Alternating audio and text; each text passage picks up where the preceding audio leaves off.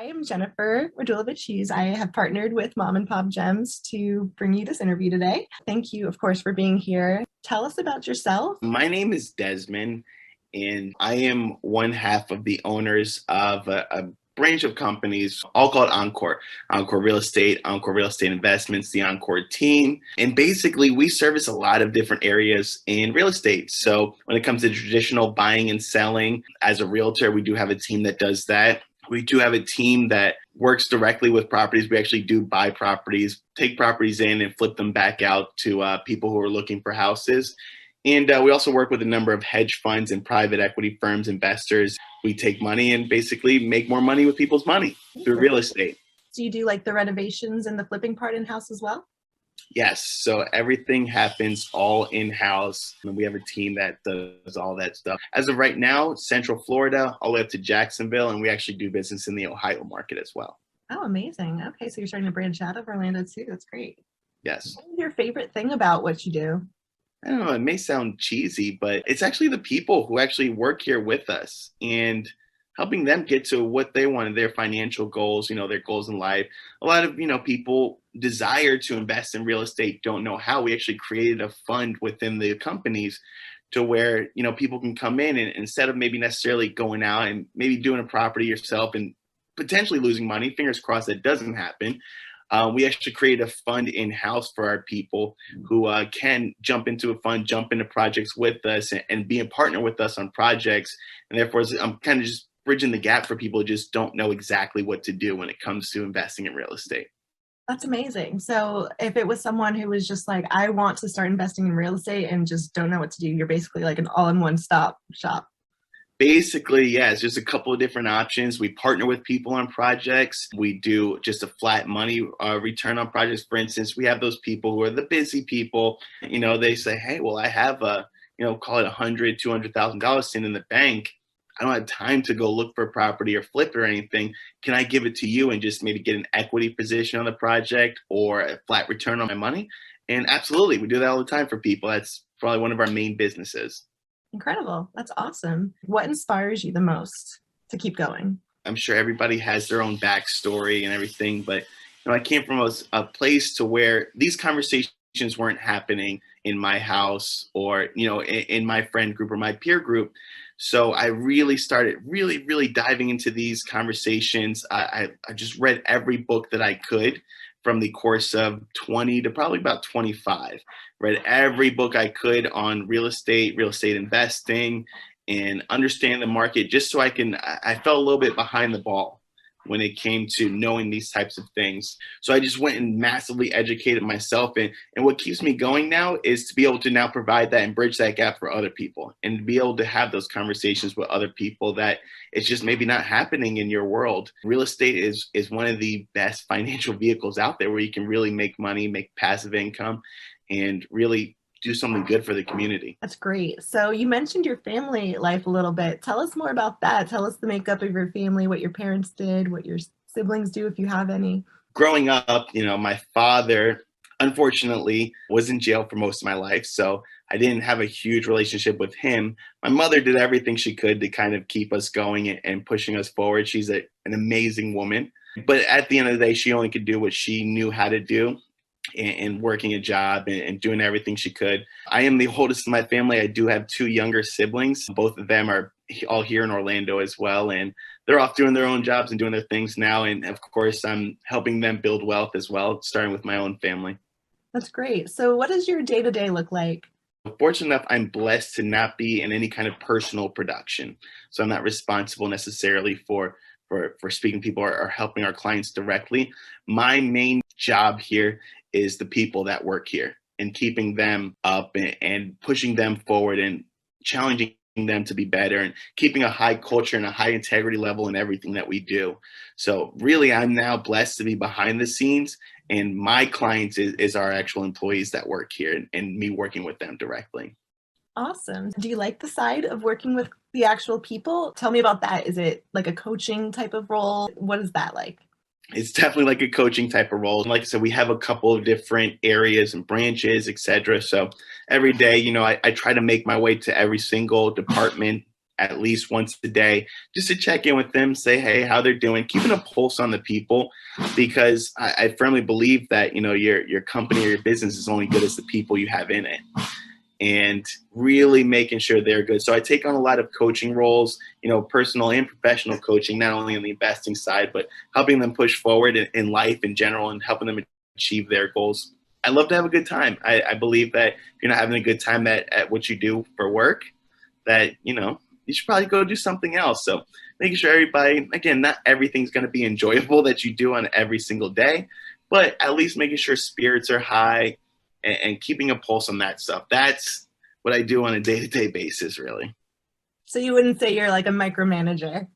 No, definitely not a micromanager. And I do some underwriting. And what I mean by underwriting is kind of taking in the numbers for some of the bigger deals or portfolios that we may work with. They will involve me in those types of underwriting situations. But aside from that, most things run pretty much without me, which is fantastic. Nice. So you've got like a smooth operation going. Yes. Awesome. So what about any business hurdles? Have you, with the pandemic and everything, has there been any challenges? Yes. So really when the pandemic hit, everything kind of came to a pause. Everything stopped. And especially in our business, to where we're naturally dealing with people, face to face all the time, it was a huge shift for us to figure out how we can actually still operate in business in this new world. So we did actually end up developing systems and a lot of different processes we put in place to be able to help us to not only analyze projects, but also help people virtually. So there's a lot of things. So most of the things we do now, we're actually all in the office, and we're able to analyze deals, get crews out there, et cetera, all from within our office to kind of limit that human to human contact for some people who maybe just aren't comfortable with it. For those of them who are, please, we always welcome. We always loved a good handshake and meeting face to face with people. But we had to create another way of business, or else the population that wasn't comfortable with that, they wouldn't be able to be our clients anymore. Do you get any questions about like the market from people? Like, where do you see it headed with like the pandemic and like the mortgage rates rising, things like that? Yes, I mean, pretty much every day. Somebody wants to know exactly what the market does, and nobody has a crystal ball here. What I can tell you is we are at an extremely high point in the market. It's just that's where we're sitting right now. We're sitting at the cusp of what 2006 and 2007 looked like as far as home sales and days on the market, and really scrambling to find homes for people. So that's something to note. Now, my personal opinion, I will give you that, but I want to preface it as my personal opinion. We do still have some growth left in this market. I do think that things will continue to grow. If I had to give you my best guess, I would say we probably have another few years of growth before we start really seeing a hard spike down. But we are seeing some things soften up in the market as well. But they're very, very slight changes, not really affecting the day-to-day of, the average home buyer. So do you have any like tips maybe for someone who maybe wants to make their first investment but is afraid of what's going on in the environment and economy?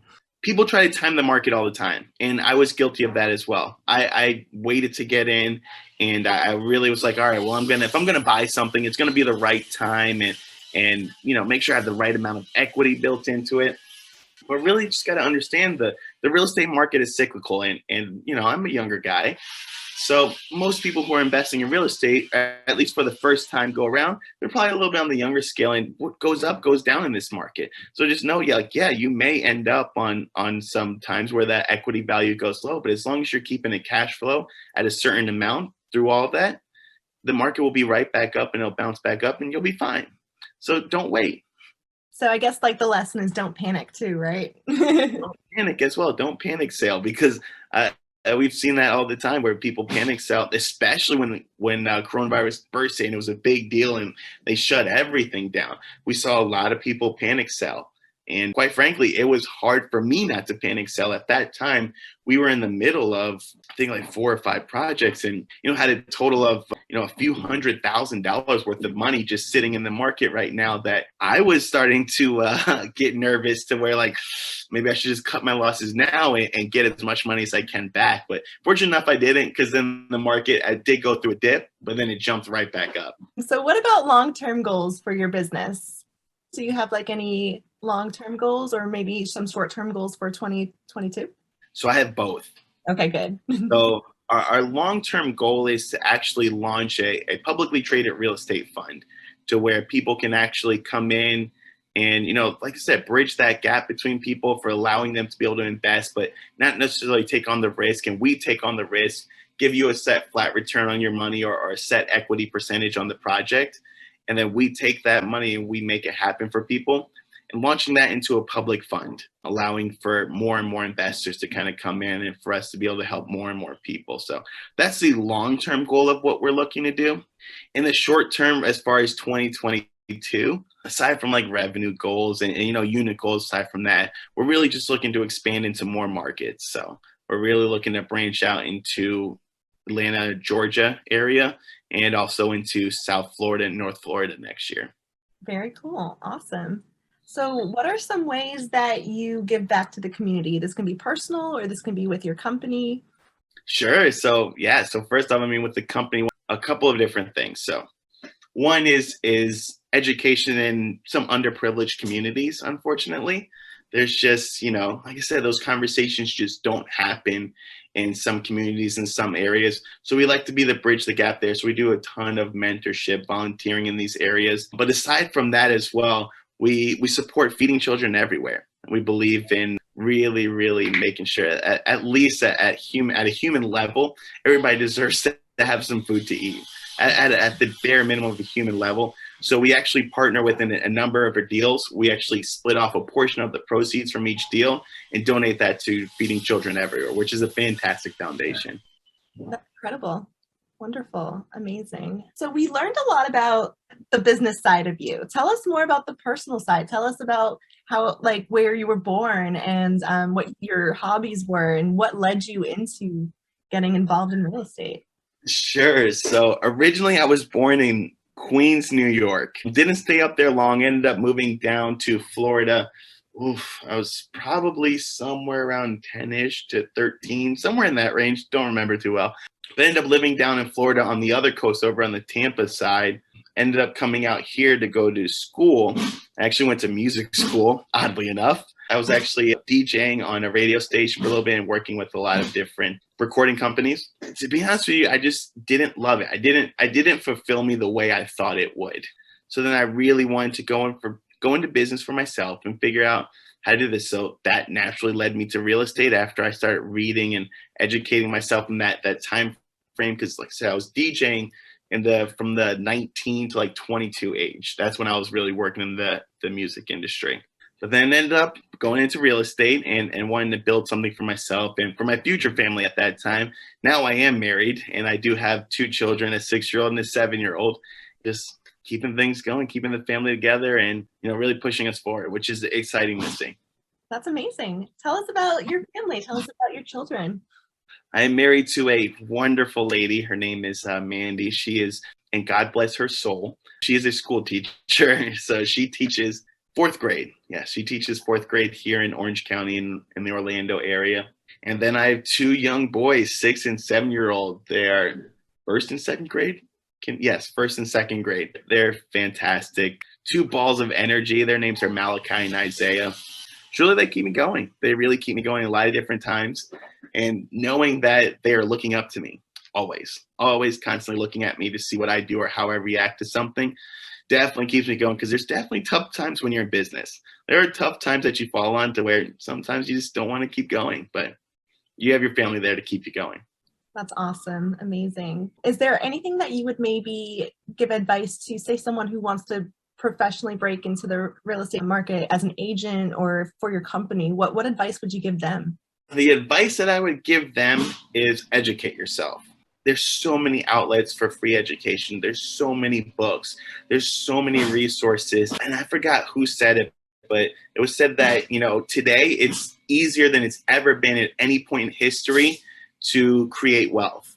And that's just because we're in such an information age where there's so much information out there. There's so many different ways to invest in real estate. So just get on it, just punch into Google, YouTube it.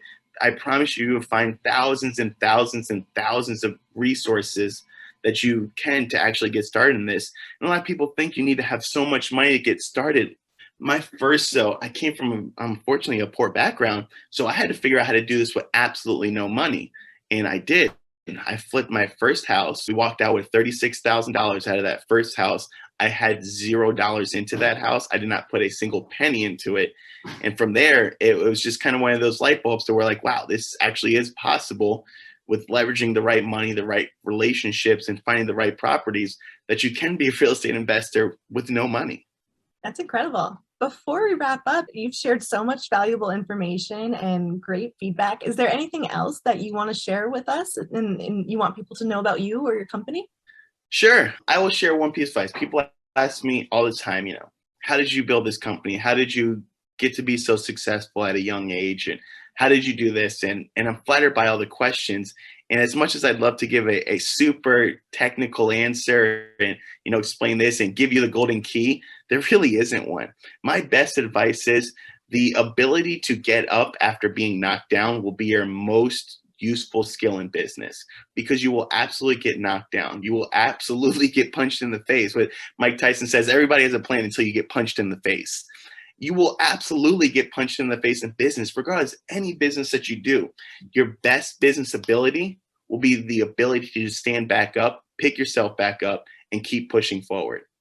Great advice. That's awesome. One last question that came to mind is you mentioned you read a lot of books. So who's like your motivator in real estate, and what are some of the examples of books that you've read?